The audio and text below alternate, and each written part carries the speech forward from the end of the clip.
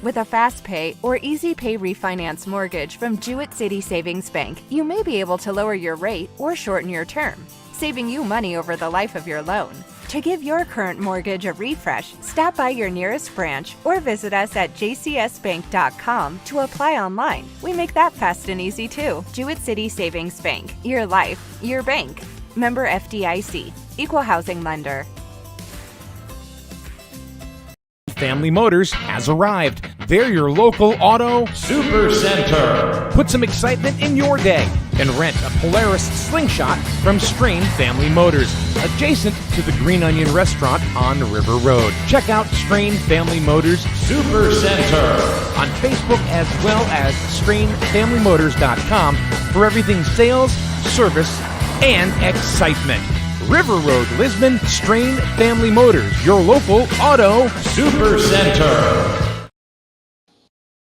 My name's Rich Grabowski. I am the Democratic nominee for the position of selectman here in Griswold for the coming election on November 7th. And I'm Tina Falk, candidate for first selectman for the town of Griswold, endorsed by the Democratic Town Committee. We are committed to easing stress on Griswold's children, family, and seniors by working hard to obtain development, grants, and fiscal responsibility. We are the team that will restore unity in our community. And most of all, don't forget to vote on November 7th. Paid for by the Griswold Democratic Town Committee, Linda Cody, Treasurer.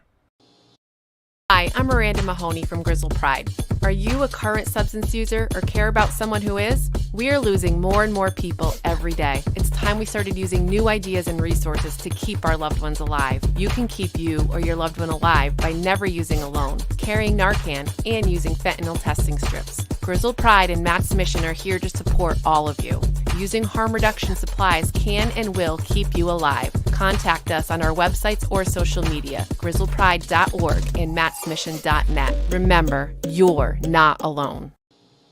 Hey, good morning. Welcome, everybody, to SNSN's morning thing. I don't know what we call it. You're going to have to get up. I was just thinking that. Like, morning stuff. Trying to be all, like, comfy, you know? You have to, like, sit straight and have, like, good posture and stuff. It's too early. You don't like this setup, do you? I don't. At all? I don't. No. I mean, it's okay. It's nice to try different things. I'm still haven't gotten used to it. Yeah. I have a perfect face for radio, and you've ruined it. No, we did stuff on the table. Well, we broadcasted. We didn't do anything on the table. We broadcasted from the table, and it seemed like it was okay. You know, it kind of flowed and everything. But I wanted to kind of give things a little bit more of a podcasty feel. So Here we are. Doing kind of like sitting around like in a living room, like we're chatting. Yeah. But then again, when I'm in a living room, I don't wear a headset microphone. Yeah, it's so. I like the table. Huh? I like the table, but maybe we could. I don't know. We may just need to make sense to make it work. I don't want to eat it. Well, this is what we do in the big city. Huh? This is what we do in the big city. This is what we do in Jewett City. So our guest today is Dan Reale, otherwise known as the Real Deal Dan Reale. Ta-da. Formerly of Plainfield, now lives in Jewett City. Is that a good thing or a bad thing? There's the sights, the sounds, the hustle, the bustle. I'm liking it. I mean, it seems a lot better. The train actually continues to move here, which is nice. And I don't believe the big city has in fact sued itself like Plainfield has. But boy, Plainfield taught itself a lesson. Oh, okay. So what tell us about that?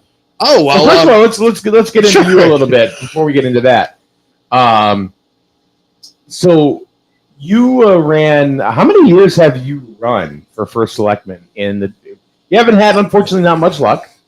Right. But I mean, there's a lot of confusion among voters. Like they think it's an odd numbered year, and so they go, "Boy, I don't like that Joe Biden." Like I know what's really going to teach that guy. I'm going to take it out on the Board of Ed and assessment appeals and planning and zoning, and that'll show Joe Biden how I really like his gas prices. That. It happens, you're unfortunately. About the red tsunami you're talking about. Right. Everyone who is not Republican has gotten punished, and unfortunately, it's rewarded a lot of bad behavior in a lot of dysfunctional towns. And I mean, Plainfield's no different. Okay, what was dysfunctional about Plainfield? There are a few things. I mean, I think I mentioned the town did sue itself. It was one person went to planning and zoning. They appealed it. And you'd figure when you appeal something as a developer, that should be it, right or wrong or indifferent. That's the process. But the one town agency sued another town agency. The charter said that's not possible. I intervened at the end to try to stop it because I'm like, you can't let this cat out of the bag. You can't open Pandora's box with this because you're going to have town boards and agencies just suing each other. And in the end, we now have case law where that provision of the charter is meaningless. But the town lost. But the good news is the town won. The town lawyered up. The town served itself. Kathy looks like she's a little confused as well. I mean, this was a hill to die on. And so now you know in the town of Plainfield, if you go to planning and zoning and you get a decision, it's still up for relitigation, even if you win. You got this look on your face, Kathy, like you didn't explain what you were. I just feel like I'm not awake enough to process. You can never be awake enough for any of this. Plainfield has had so many dysfunctional problems. It's hard to know where to start. They were warned for years about IT security breaches from a very active citizen who has an IT background. And then lo and behold, the thing that he warned about had actually happened. Somebody got into the police department's data and they ransomwared everything, like records, body cam footage. And actually there's not one, but two legal disputes I'm in where all of that evidence is now gone. So I can't get it. So the only way to there is no way to fix it. And the more unfortunate part is never mind corrective action. I was looking for, what about, potentially hundreds of cases where you've got defendants that are in jail or on trial right now, and you've got all of these records are just missing, and they could have, tended to prove that these people might have been innocent or might not have done these things. So has that happened? That sort of, I mean, I don't know of an instance where it's happened, but there's the huge potential. I mean, there's just teraflops of data just gone. So they're trying to piece that together, and then you've got the Board of Ed, which is another mess in and of itself. These guys, the last time I went to court with them, I won. By the way, I got somebody thrown off the Board of Ed by court order. What had happened was there was a Board of Ed member that was concerned. She says, guys, you can't lock autistic kids in a closet-sized room. That's not nice. Or any kids. Well, I'm just, but especially kids with autism. And so, they didn't want to do anything about it. And so it's pretty much a blanket rule. Right. And so the superintendent at the time got a town attorney opinion. Gotta love those. And it's an excuse to do whatever the F we want. And so they just declared her off the board. And I went, wait a minute. This is Banana Republic stuff. And I went to the Board of Ed meeting before we both sued, and I said, I think you should just undo this because maybe my labor law is a little weak here, but that doesn't make her an employee because she got a mile check. And a Superior Court judge agreed with me. So it wasn't a settlement. It wasn't like I got an order putting the right person back into a public office, and I got an order throwing the usurper out. So the problem with a lot of these small towns is they basically have this insurance company called the Connecticut Interlocal Risk Management Agency, where literally they can do whatever the F they want, and it doesn't work like a normal insurance company. The F. That's nice about It's not noon. It's not noon. We're not ready for the full word yet. It's noon somewhere. It is noon somewhere. So Jimmy Buffett's dead. He is dead. Yeah, but it's still noon somewhere. He's dead, but if this insurance company covered him, he could execute people in the streets and they would still pay to defend him. In a nutshell, and then you've got the train that has actually blocked ambulances. In Plainfield. Yeah, and I have learned recently They didn't just do one train for 40 minutes. They had a double train blocking recently. Perfect. So now that I sued the railroad under Connecticut's anti-blocking statute, they've upped their game. They've upped their ante. They removed it to federal court. The state of Connecticut has involvement now. Can they just put an ambulance on the other side of the tracks? No, because Cheaper. Right. The problem is you've got 2 convalescent homes within an eighth of a mile of that. Yep. There was one time where the first selectman of Plainfield was in an infinite wisdom. He set up a COVID-19 testing station at Town Hall.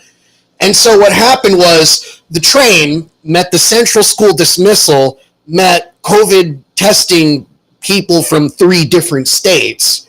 And so you had a bunch of parents calling 3-4 hours later being like, where's my kid? My kid's missing. So nobody kind of did anything about the train. I mean, I remember the first time he was trying to get that job back, he and I agreed. Kevin Cunningham. Oh. So the first time he ran to try to get that job back, he agreed the train's a problem.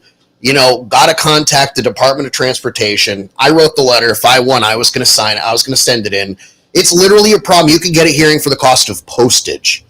And so he just decided, I don't want to do it. So when he first got back in, I changed the letter. I said, dude, be a hero. Sign this thing, put it in the mail, tell the Department of Transportation this train's a problem, get a hearing. And the problem is, it doesn't just affect ambulances. It doesn't just affect school buses. There was an alarm at the central school. And what had happened was they thought this was a legit fire. So there were 5 or 6 fire trucks, sirens, lights blazing. And if it was an actual fire, there would have been no more central school. But what's worse is the traffic backs up all the way to Bacchus Hospital. It clogs up Route 12. And they have a helipad there. So this just doesn't affect the local neighborhood. Helipad here now too, yeah. Right, but is there a hospital here? Yeah. Yes. Nice. Yeah. I think people that are in horrible car wrecks are going to have to go around, to the hospital here from the one in Plainfield. 4 or 5 miles away? So what causes them to block that? Why do they stop there? They use that as a switching station. And what the railroad has done over the years is they've made the trains longer and longer and longer and longer, so they need less crews. And the thing I'd propose to them, I mean, we'd had some talk, like their lawyers and I, about possible solutions. First of all, I said, look, you got to fix the crossing on Lillibridge Road where that kid died back in 2009. There was a wrongful death complaint. The equipment didn't work. They didn't fix it. There was too much, foliage. And after they paid $1.25 million, they went, we're still not going to fix it. So everything that was written in that complaint filed by his family in Superior Court that was removed to federal court, all of it is still true. That crossing is still defective. So they basically just do whatever they want. They obstruct anybody for as long as they care to. And this is not a criticism about your guy that operates your average train or works on the railroad. This is an upper management thing with the railroad. Logistics issue. Right. And so I said, look, why don't you buy the old Interroyal site? I mean, you could get a lot of assistance, like state and federal, because that's not doing anything, and it won't do anything. But I mean, man, you guys would be local heroes. You'd get another mile of switching ability. You wouldn't have to block traffic like you do. You figure it'd be a win-win, right?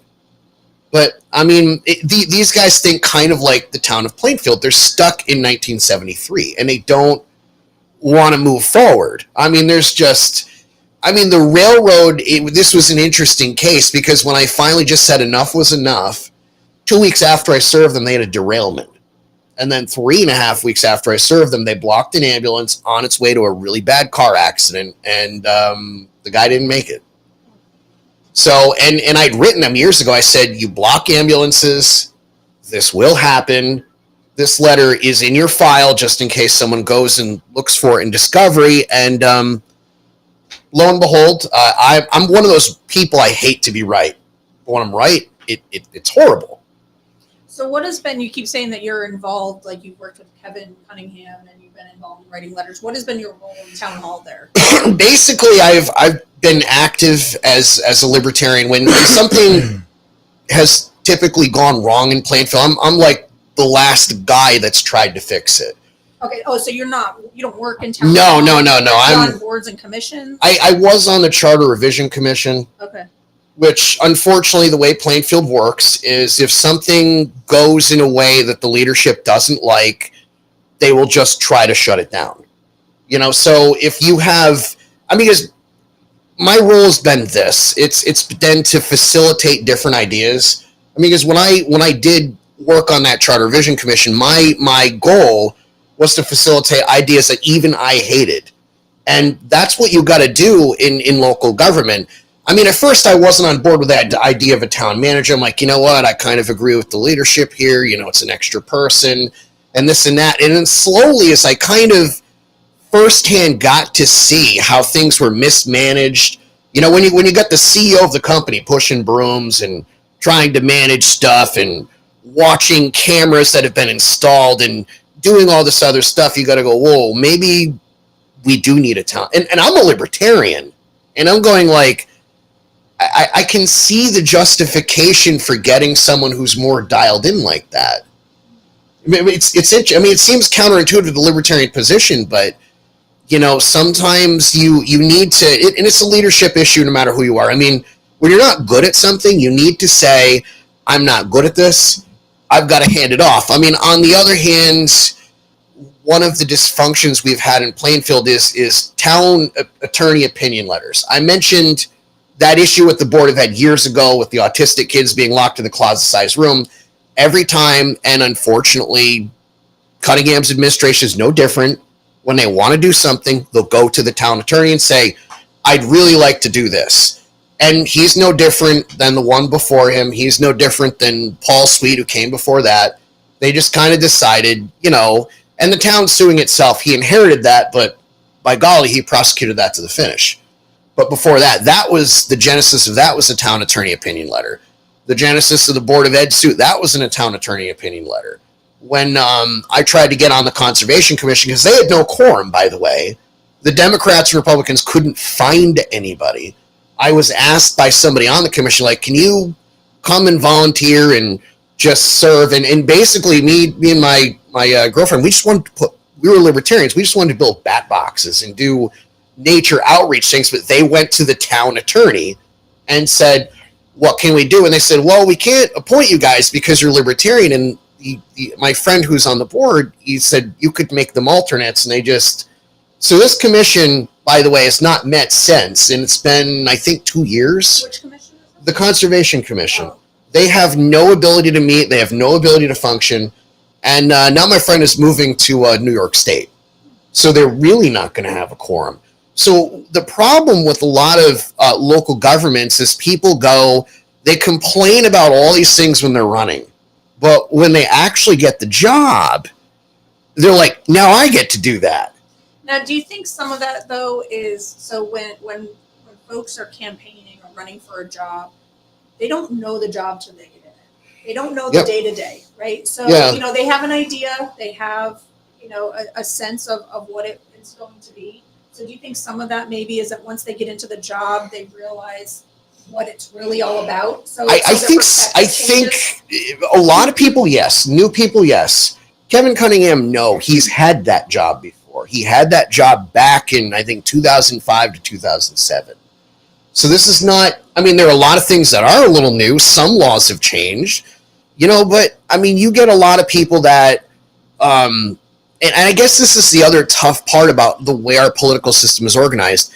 Even Democrats and Republicans have a hard time filling the bench sometimes because people are getting so burned out, and they go, I could spend more time with my family and my friends. Why would I want to go give my time and try to give back to a community only to deal with the worst of the most vile, vitriolic stuff? I got to say this. I ran for U.S. Congress. I've been on television. We ran TV commercials. I've been in the debates. There was a lot of spirited campaigning. all those campaigns. I mean, I've walked. You ran against Joe. Yeah. Yeah, and I like Joe. He's a good guy. And those campaigns, that's the way people should be handling those campaigns. But you get to these local campaigns, I mean, some of the stuff people say and do, it's like, whoa, this is like not cool. You know, I mean, people get really vitriolic in person, like to a point where it's like, who would want to volunteer their time trying to, you know, serve on a local board, especially with no pay, and then they get in, like take that individual who was thrown off the Board of Ed wrongfully, who had got reappointed by court order. I mean, she had to spend $15,000 out of her own pocket, and this was a decade ago. So, I mean, but the reason I raise this is not new. So this was a decade ago. So that insurance company, a carrier I mentioned, that attorney purposefully told me outside the court in the parking lot, we're dragging this case out. And I'm going like, what? Like, how does this, you know? And so at that point, it's about money. Oh, it's totally about money. And right, so we're going round and round. We are, yeah. So and where she stops, nobody knows. So yeah, we're gonna kind of reel it in a little. No pun intended. No. Golf clap. And you certainly have your detractors out there. Yep. Okay. Here's one question. Who haven't you sued? Asking for a friend.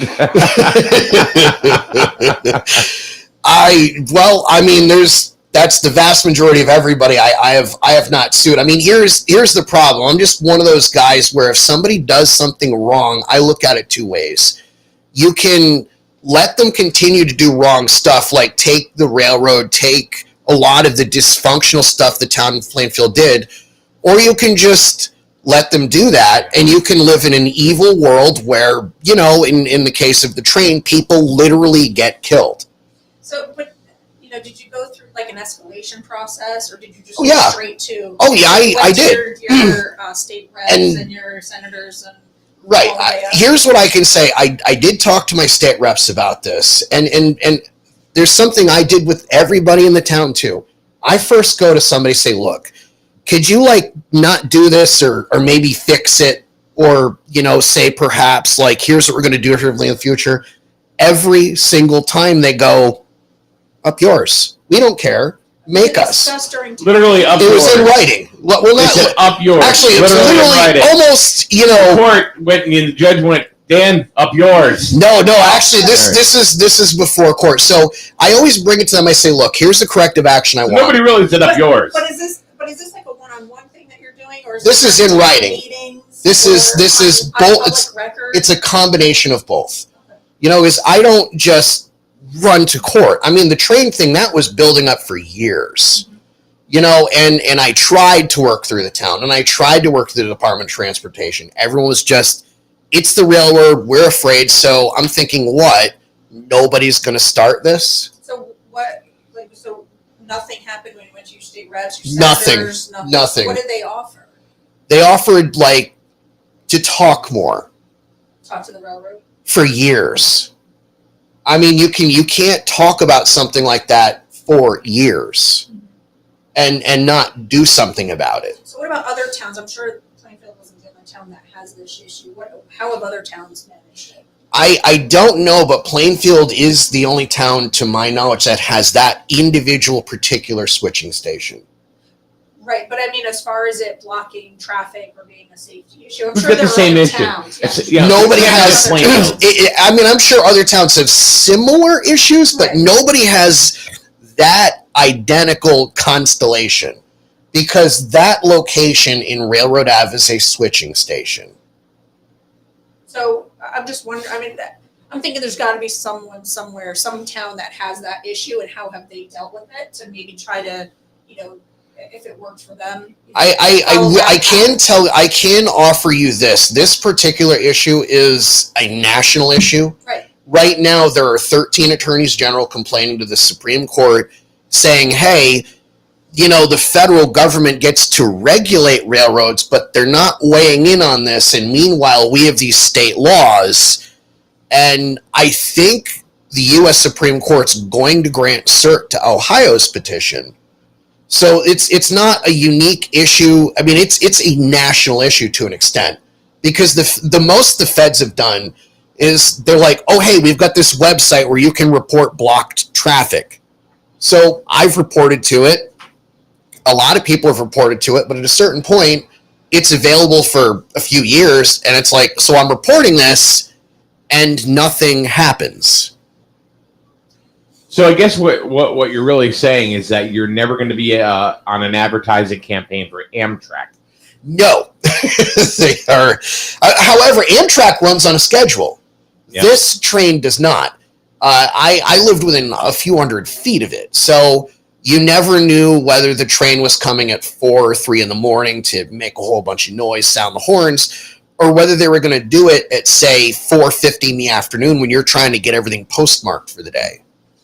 And there's no other roads that would go around it? Oh, that's the interesting thing. The train is now so long, they always tell you, go around a Cemetery Road. So you go around a Cemetery Road, that is a 6 to 7 mile trip, and you get there, the train's blocking you on the other end because now it's backed up.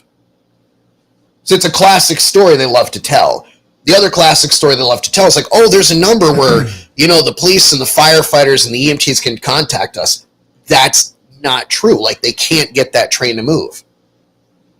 So they do whatever they want. I mean, and so those situations, I get to that point where, you can bring it to somebody, you can talk about it, but you can talk till you're blue in the face. And that's where that one is. That's I think that's the most extreme example of it. Are you planning on running for any kind of Griswold seat? Maybe I don't know if you're putting in for this term at all, or no, I don't feel. You live here now. People say you left Plainfield because Horsebrook closed down. No.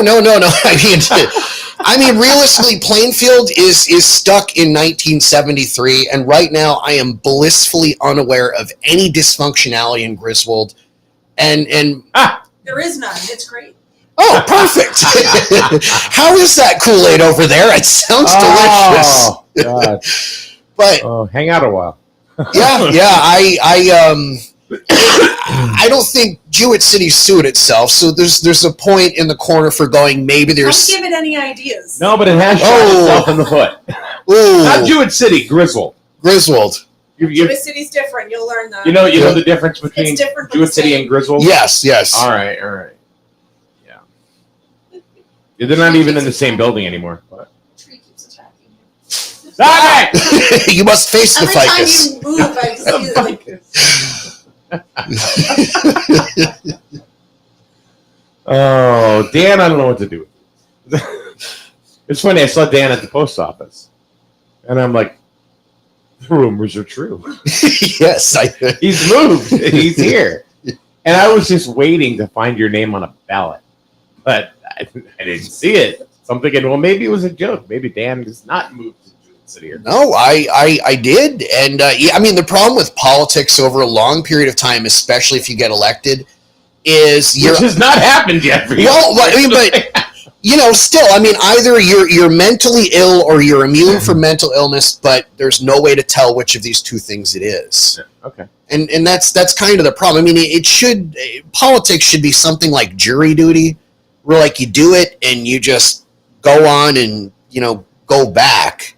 I mean, rather than you're just there forever. But our system, because of ballot access laws and those things, it makes it that way where we're pretty much stuck with horrible choice A and horrible choice B at the end of the day. It's just what our system does. So Victoria says, so the biggest issue he has with Plainfield is the train, which isn't a town problem. It's a train problem. It is not the biggest issue I have with Plainfield, and it is a town problem. Because the transportation statutes, specifically the anti-blocking ones, are very explicitly clear that the Board of Selectmen or the mayors or the aldermen or whatever the position is, they get to weigh in and say, we have a problem. They're the elected appointed voice that goes to the state DOT that says we have a problem. So quite frankly, I've heard that before, and it is a cop-out, and it is an excuse to do nothing. Now, doing something is really hard, and you're welcome to everybody who disapproves of the fact that I've tried, but at some point, the buck's got to stop somewhere. Somebody's got to take a stand. So, again, what's it supposed to be? I have the authority to tell them. The first selectman and the board of selectmen have the authority to contact the Department of Transportation to initiate a hearing. This is the process, okay? And then from there, the state DOT will hold hearings and say they'll take evidence. And if they did that, you would have so many people attend that hearing, and the railroad would lose. So it's at the DOT level at this point. It's outside yes, the town right but now. the town's got to initiate that.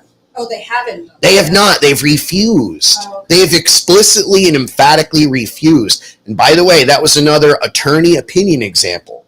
That was Kevin Cunningham himself said, well, I talked to the town lawyer. They said it probably wouldn't work and it wasn't viable. It's like, well, try. What wouldn't work?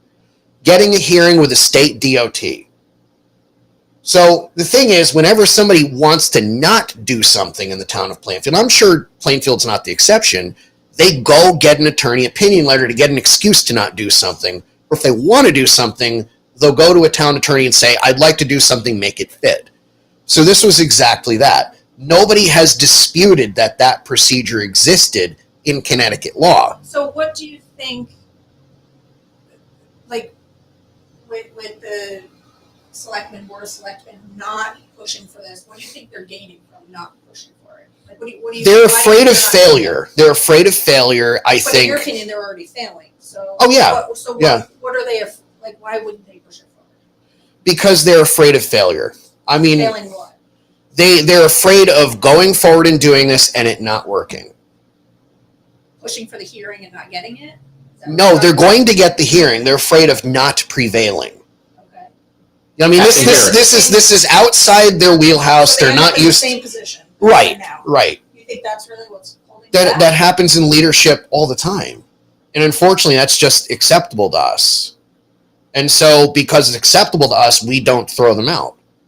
And then we tell them it's okay and they get reelected. So why would they do anything different? It's a political risk.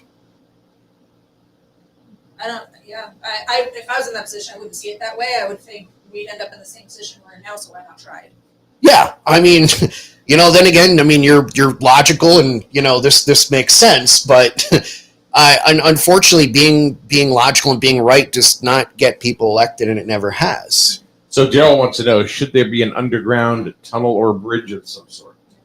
That would be logistically impossible.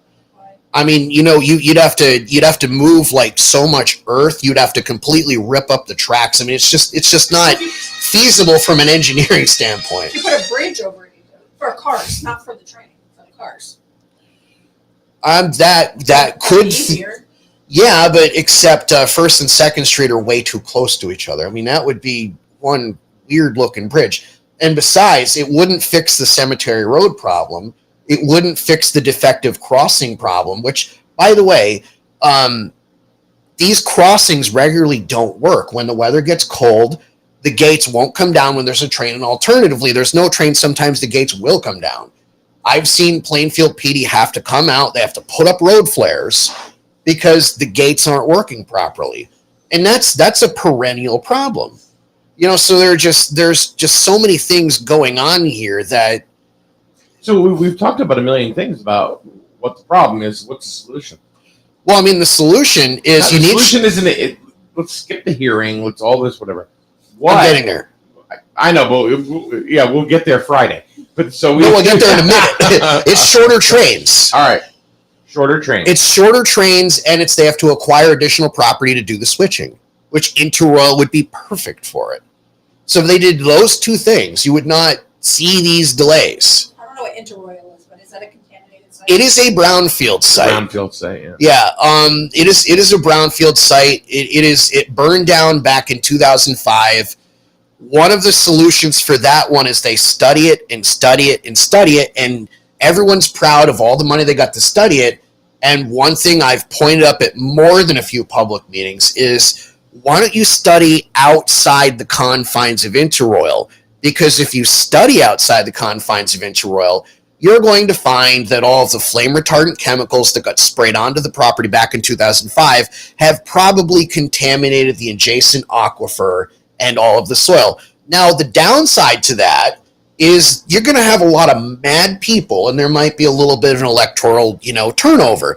But the good news is if you prove that contamination went beyond that site, you could get super fund money to actually clean it up. Not study and pretend to clean it up, but you could actually move that. So, that's just an example of the type of thinking where, it's like asbestos tiles in the elementary school. We're just going to pretend that doesn't exist, and we'll take all the money we can get, but we're not actually going to get to it.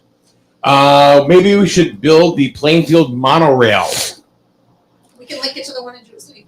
Yes. Ooh. Actually, we're not having much luck on the seat bus, as I call it, the sit bus, because that's another thing. Public transportation requires ridership to support and justify it, and Plainfield has had a shrinking population. While we keep having these elections, there's another election that matters more, and people voting with their feet is that election. And we see this in the Libertarian Party all the time. We get people fed up with the Democrats and Republicans that go, there's got to be a better way to do this. And then they go, F this, I'm moving out of state. So that's how we lose this. Yes. Yes. Your contract says 3, and that's it. No more F this. Well, F that. That's all right. Delivering. Dan's going to sue us. No. Oh, God. We have a joint defense agreement. I can't. So Victoria says, so why is he on here? Why? What's his point? Because Victoria, I invited him. Pretty much. Yeah. Because you saw him at the post office. And we have fun. Can we have fun, please? I'd seen Dan. The last time I saw Dan was during a debate, and that we had in Griswold about the place for selectmen. And everybody agreed that Dan did a really good job. And then I yelled at Dan outside, and I looked at him and I said, if you would just shut up on social media, you'd do a lot better. Yeah, social you get people to hate you on social media. That was the problem. It's like Trump. Yeah, social media is not meant to change minds. It's meant to reconfirm what somebody already believes, and the way the algorithm is. You're on social media to look for new information and have a exchange of ideas. There's something mentally wrong with you at this point. So where's the new hangout for Dan Reale? Got to be something around that's the new Reale watering hole. I don't know. It's just the big city. So much to offer. I don't know where to start with. Everything's closed Tuesday.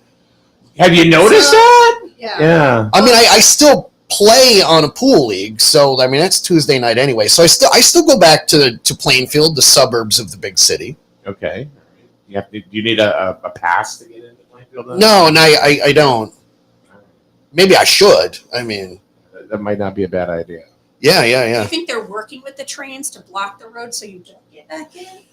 No, it's like a conspiracy. I really don't. I just think nobody cares enough. To let an abusive situation be addressed. That's what I think it is. It's not some conspiracy. It's just errant laziness and So when do you just go F this? He did. Well, I did. He did. We don't have any train problems there. Oh shit! Now Lisbon. We did have a derailment. We did have a derailment. Oh, it's like I was trying to remain unaware of this. Are you coming to Jewett City, Griswold, to fix something? No, I'm actually, because the thing is, doing all of this activist stuff costs lots of time and lots of money. Yeah. And I'd probably say in the past decade, I've easily spent $500,000 in time and money and labor, trying to make a difference, and that's why people get involved. Has it been worth it? I think it has. There's a lot you learn trying to do it. It makes you a better person. You acquire different skill sets. There's that way to look at it, but you also get to pass the torch on to somebody else Because when I got involved in the Libertarian Party, there was literally only 3 of us. And it was a very scary time, but we built up. I mean, we have manuals now, you know, so when I... We have manuals now. No, this is There's a big... 5 of them now. I mean, we've got about 4,000 or 5,000 of us now, but here's the problem. In Plainfield? No, in the state. Okay. Yeah. Which is not enough to win an election. No, I mean, but you got to start somewhere. And the thing is, like, it takes a lot. Like, you've got to keep treasurers. You've got to keep ballot access people. You've got to keep fundraisers. I mean, you know, even Democrats and Republicans at the town committee level they struggled to keep up with this. And it's because everything is so heavily regulated. I mean, the big problem with libertarians is a town committee, once you spend over $1,000, now you're filing all these reports and this and that. That's why even Democrats and Republicans at the town committee level, they have one treasurer for the entire slate. I mean, the problem with libertarians is you got to win ballot access to file a town committee organization, you know, but how do you, like, get there without spending over $1,000? So it's a catch-22. Question: what is your opinion of the annex? Glad it came down, and it should have come down years and years and years ago.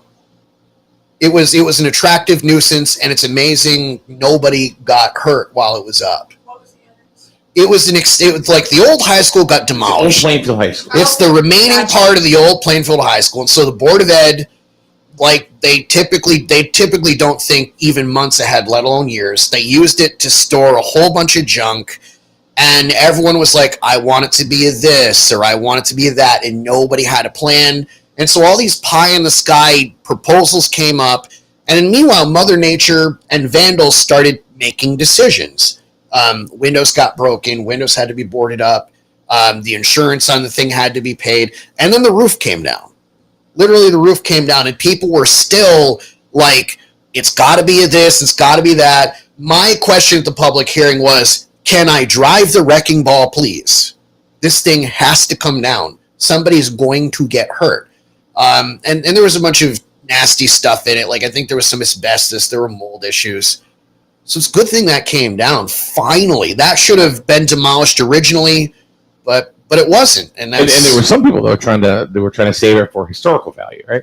Right, but you can't. You need money for that. I mean, it was just in such a horrible state of repair, where the photos that got shown at one of those public hearings, I mean, you're looking at this thing, it's just the walls are black, like everything's just, it looks like something out of it's like Mad Max Metapocalypse now, except it was just left to rot and mold over. But it's gone now. Yeah. Thank God. It's all gone. All right, Dan, we're going to wrap things up for today. We'll have you back again. Maybe after you can talk about the effing election. Oh, do I have to? Yes. Oh, No.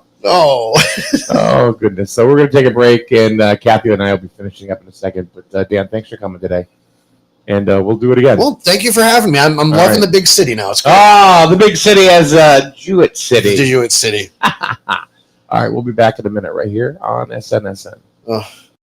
It all the time. I love to support local business. Look to a business that also supports the community in return. If you're looking for both of these qualifications, then Winton Automotive on North Main Street, Jewett City should be your choice for auto repair. Ken Winton is local but supports local teams all year long. From oil changes to engine repair, Winton Automotive can do it all. Find them on Facebook or go to a youth sporting event and you'll probably see Winton Automotive on somebody's jersey. Winton Automotive, North Main Street, Jewett City, proud sponsor of Wolf. It's safe to visit the dentist. In a word, yes, especially if that dentist is Dr. Katzoff and the staff at Griswold Dental Associates. They follow all the latest safety protocols while doing what they do best, taking care of you. From preventive to restorative, your dental care couldn't be in better hands. To schedule your appointment, call Griswold Dental Associates today, 860-376-2626. That's 860-376-2626. Better it burns. Much better. So much better it burns. Are you tired tired of resetting passwords, getting locked out of websites, and listening to hold music for days? Do you really think 15 minutes is enough time to spend insuring your biggest investments? The Burns Agency is here to help with in-person real-time customer care for all your insurance needs. Buy better with the Burns Agency for auto, home, business, and life. Right insurance at the right price. You buy better at Burns. You buy better at Burns. You buy better. Okay. That was fun. Good talk. F that. I couldn't believe it was like F this, F that. Well, at least you were saying that. I know, but still. Could have been worse. It could have been worse. That was me. I actually probably would have slipped. And said it. What was I thinking? Huh? Good times. I just thought it would be interesting. It was. It was. It was I definitely didn't. I learned a lot about Plainfield. Did you? Yeah. And the trains. And the trains. And he's not going to support Amtrak. No. Daryl from the Healthy Computer. School Street, Jewett City, next to the dog. The dog. Groomer. He goes, I'm exhausted from listening. He does have a lot to say. Oh my God. I don't know. I don't know where we're Don't going know how here. to follow that up. No. I think maybe an egg and cheese sandwich is probably in my future. You know what I do? I don't think I watched the show yesterday, but have we talked at all about Sorrell's closing? We did. And I actually I talked to Bert a little bit yesterday too, Yeah. and he gave me a little bit of insight, and little inside info. But I'm not going to divulge anything that he had said. But one thing that I did say, and he did say thank you for the kind words. And I said that Bert was a genius. He as far as business is concerned, he's a genius. Because regardless of what's going to happen,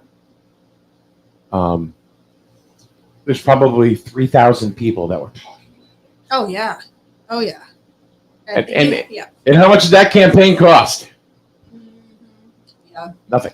Yeah, it's a huge loss. I mean, you were talking about like Tuesday nights, Is it a loss or is it the start of something else? Well, I mean, as of right now, with them not open, it's a loss to the community, I think. Right. That's also a way to keep people engaged. It could be, yep. And if there's another location in Griswold, then that's bigger, better, whatever, great in the long run. Yeah.